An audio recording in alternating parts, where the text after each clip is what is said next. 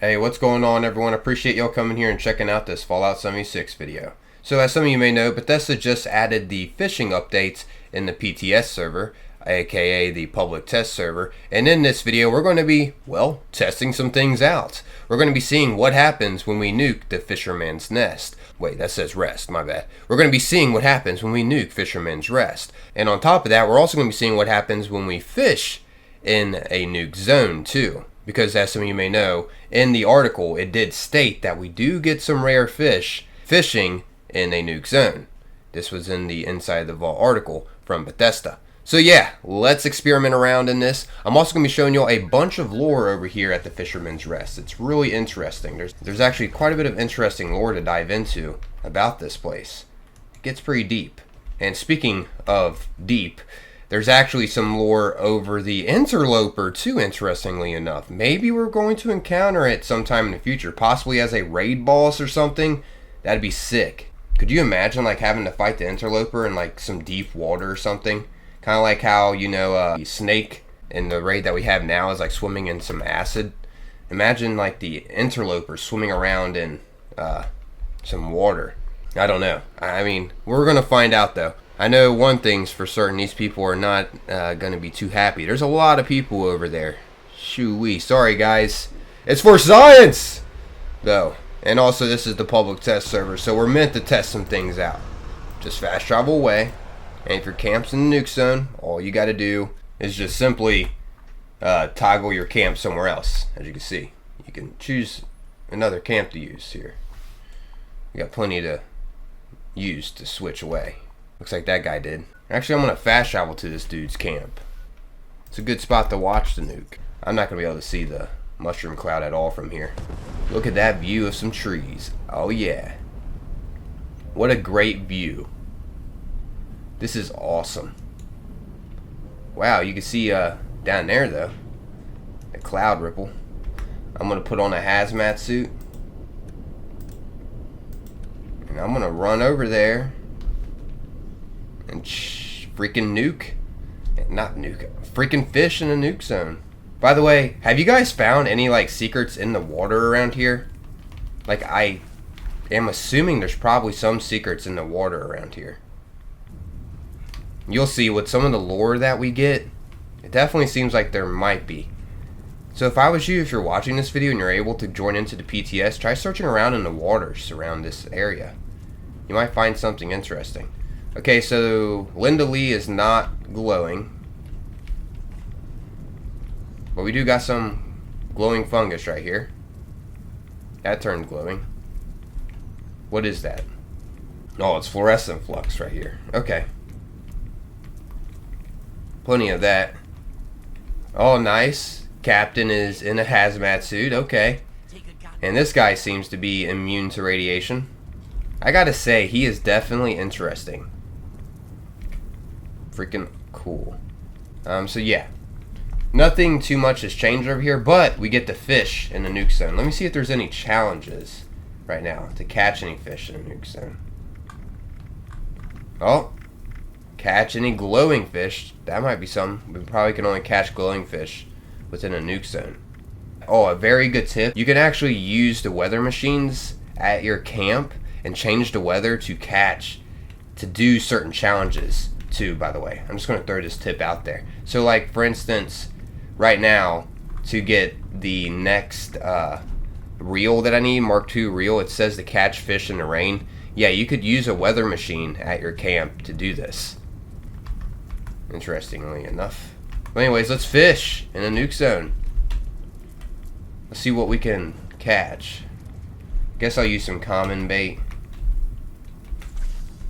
for a little bit. Then after this, we'll get into the lore. Okay, so now to fast forward about trying to catch this elusive glowing fish, I'm just going to say it is not easy. I discovered this by fishing a lot in a nuke zone. I used over 40 common baits and 5 improved baits, and I did not catch one single glowing fish. So yeah, the odds are not in your favor trying to catch that in a nuke zone. But it is possible to catch it in the nuke zone. It's just going to be really hard. You're probably more than likely going to have to use superb bait to up your chances of catching a glowing fish.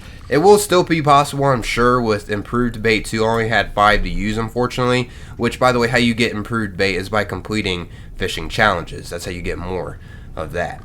But yeah, I only had 5 to use, and I didn't get a glowing fish. The thing is really rare.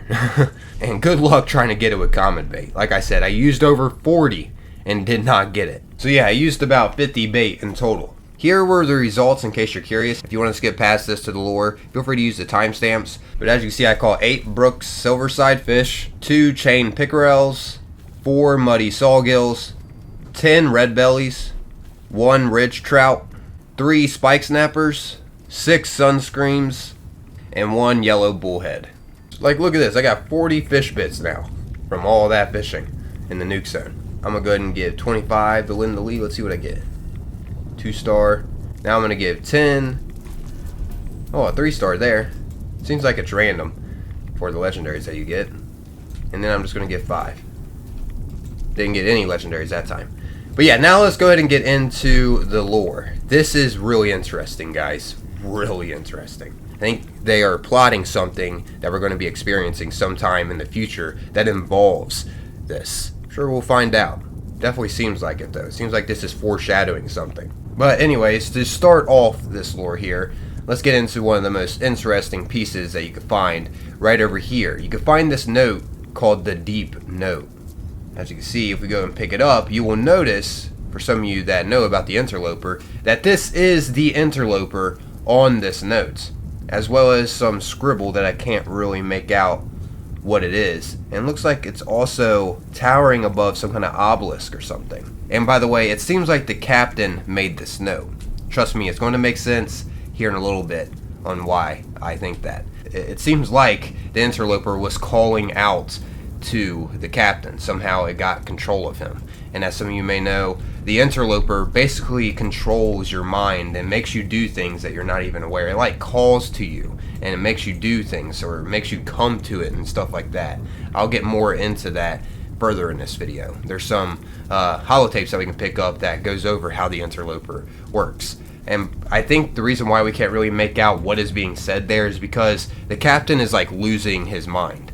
But yeah, speaking of that, so yeah, this is really interesting. We may be hopefully encountering the Interloper sometime in the future, maybe in a possible future raid or something. But it is definitely the Interloper. I mean, you can see the little hand above it in the back, like the little deformed arm, the tentacles, of course, the giant long legs, the weird looking body. Yeah, it's definitely it.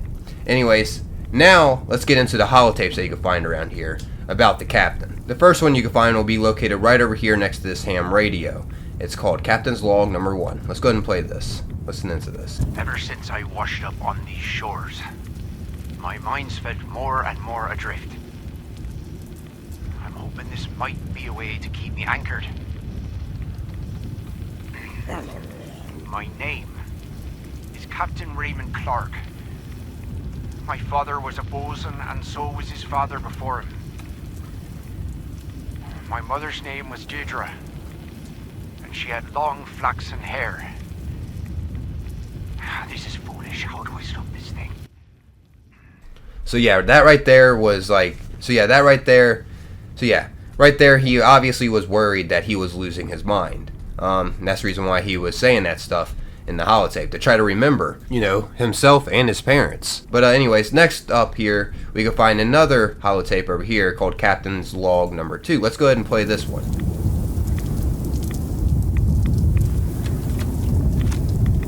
It's been a few weeks, or months, since I recorded one of these. The whole season seemed to go by without my noticing.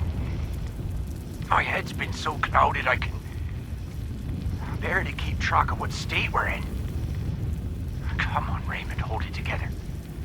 My name is Captain Raymond Clark. My father was a bosun. My mother's name was oh, confound it! So yeah, that right there, as you heard, he is completely losing it. Like, he doesn't remember what happened months ago.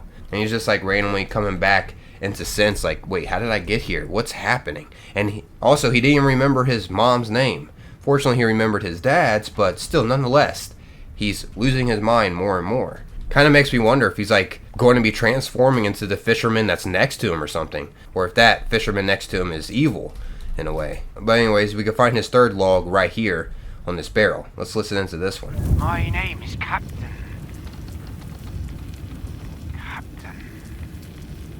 I'm a captain. It's my job to fish. To catch as many fish as we can. My father was a fish, and my mother.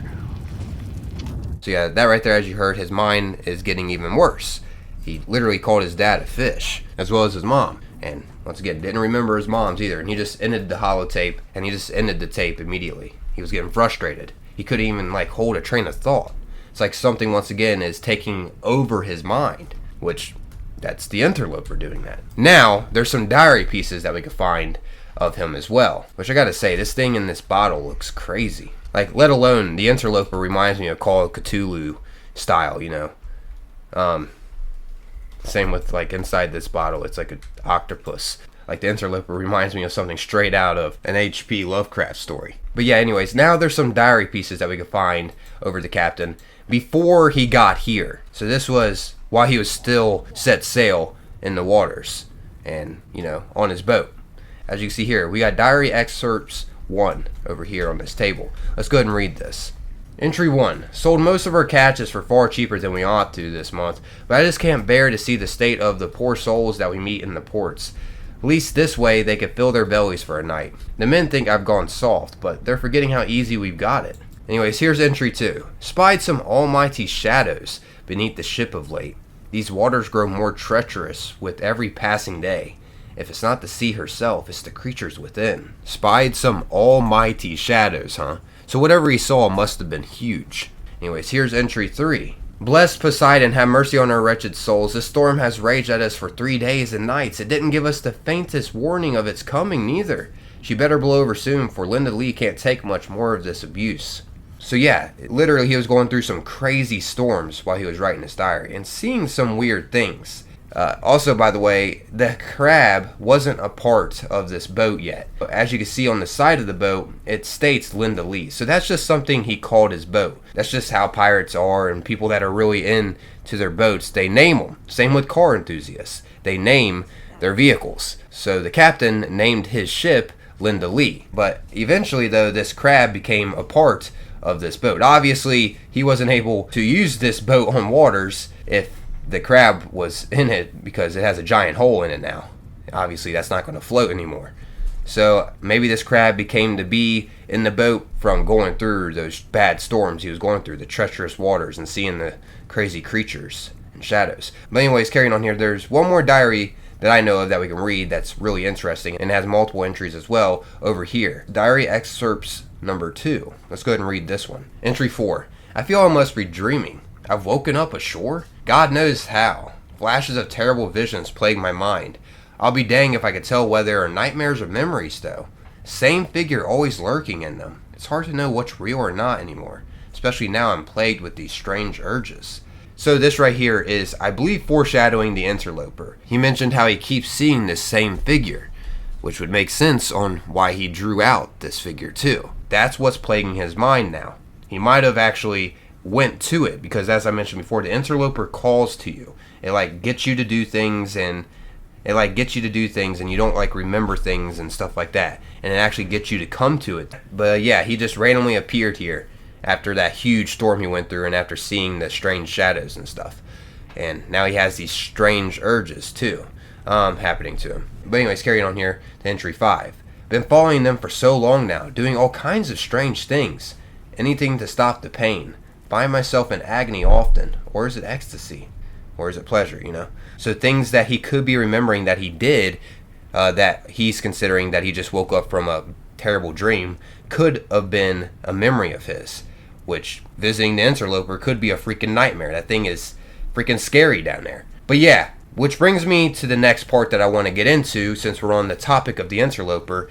Let's get into the lore that we can find of it. We can find 2 holotapes about it. The first one will be located over here in Point Pleasant. When you get over here to Point Pleasant, you just want to head up this way, and we're going to be making our way to the top of the building. So an easy way to get up there is just by heading this way and then head up this, and then over here just take these stairs up. And this is the building you want to get on top of. Be warned, there will be plenty of cultists that will try to attack you around this area. I just took them out for the sake of recording this. But inside here, you can find a holotape that states Interloper. There will also be some rad roaches in here, so be prepared for that. But as you can see, there's a holotape in here once again called Interloper. And I'm going to go ahead and play this, as well as the cinematic that I made too, to help visualize what's being said instead of just the audio. And I just like making machinima, so this was fun to put together. There are other things in this world now that cannot be explained. The end of the world has awoken. Something. We all know the Mothman is out there, stalking and watching us, but what of the unseen? There are things we can only glimpse in our minds. Great entities beyond our comprehension. The Mothman is a creature more like us than the unknowable horrors in the peripheral vision of our subconscious minds. No longer just a false memory now. I have heard a tale of this entity made real, deep in the earth. The storyteller was mad by any reckoning, but his story, no less true. My name is Jeff Lane, and I will lay bare this watcher. No matter how deep I must go, I will come to know the true nature of the Interloper. Okay, so that was one holotape that you can find over the Interloper, and as you heard, Jeff Lane was going to go out to find this creature so he can study it. So he trekked all the way down here to the Lucky Hole Mine. Once in here, this next holotape that you can find by Jeff Lane over the Interloper is located right up here. It looks as if he was camping out here. As you can see, it's called The Chosen. The Interloper is here. I can feel it clearly. Last night, in visions more real than the senses, it called to me, and I go to it now.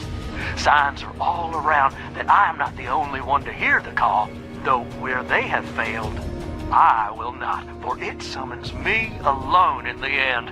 Before I go deeper, for the truth revealed changes all. By its very nature, let it be known, in this world, the Interloper has chosen Jeff Lane as the conduit of the unknowable.